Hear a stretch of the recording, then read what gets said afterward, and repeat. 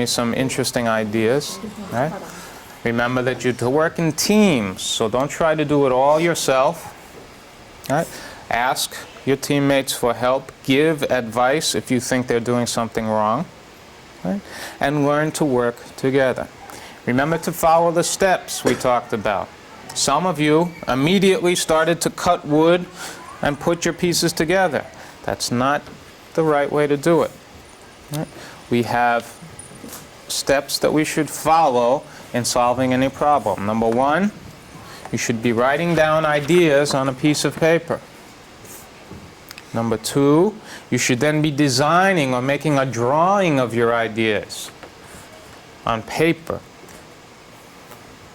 Only then, on step number three, should you start to actually build your design. All right? Then test your design, see if it works. All right? Evaluate or check the results. Does it work? Does it go forward? Does it go backwards? Does it fall apart? All right? And then redesign if you have to, or make it better.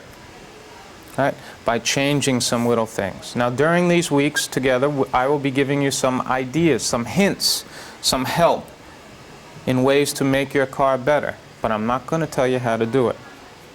Right?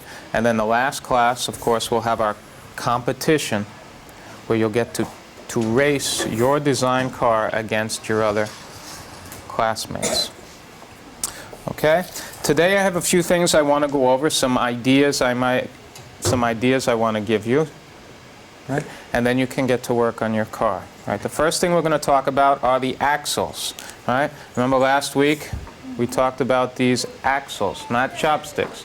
Hello, Eileen. Okay. Now, there are different ways to put the axles together. Some people have put the wheels on the axle this way, right, where it allows it to spin freely around the axle. Other people have said that I want the wheel permanently attached to the axle. Well, if the axle is thinner, is a smaller diameter than the whole of the wheel, we have to put a small piece of tape around the end to increase the diameter to make it a little bit thicker so that you can put the wheel on, right, and it'll stay. That way, if you want the wheel to turn, the whole thing will turn, the axle and the wheel together. Right? So remember, if you want to make that axle and the wheel one solid piece together, put a small piece of tape around it, maybe 2 times around the end of the axle, and then put the wheel on, and it should hold tightly. Okay? The next thing I want to talk to is about drilling holes in the wood. Remember, in your kit you have 2 narrow strips of wood. Right, some of you have talked to me about wanting to drill a hole through those narrow strips to fit the axle through it.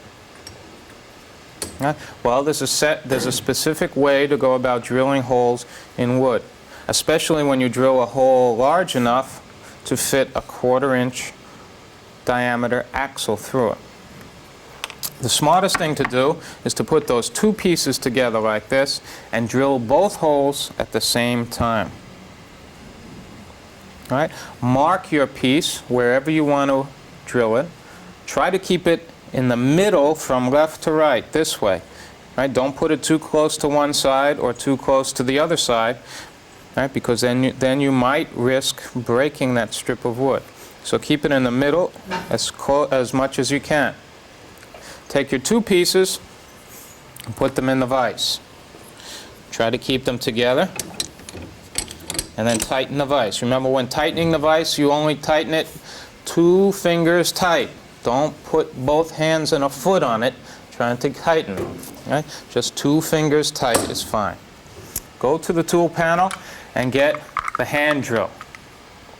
Right? Now the hand drill, as we said, has a handle, a crank, right, a chuck, and inside the chuck are 3 fingers. When you turn the chuck in one direction, the 3 fingers get wider apart, and when you turn it in the other direction, the 3 fingers come closer together. When you want to adjust the width of the chuck, hold the handle and the crank in one hand and turn the top. Okay? Now, when starting a hole, It is not wise to use a big drill bit to start a hole in wood for two reasons. Number one, the drill bit isn't that pointed at the top, right? And it may walk or move around on your wood and not start the hole exactly where you want it.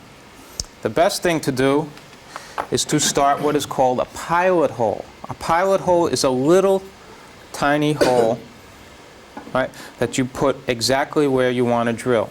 This starts a hole down through the wood and allows the drill bit to follow exactly behind it later.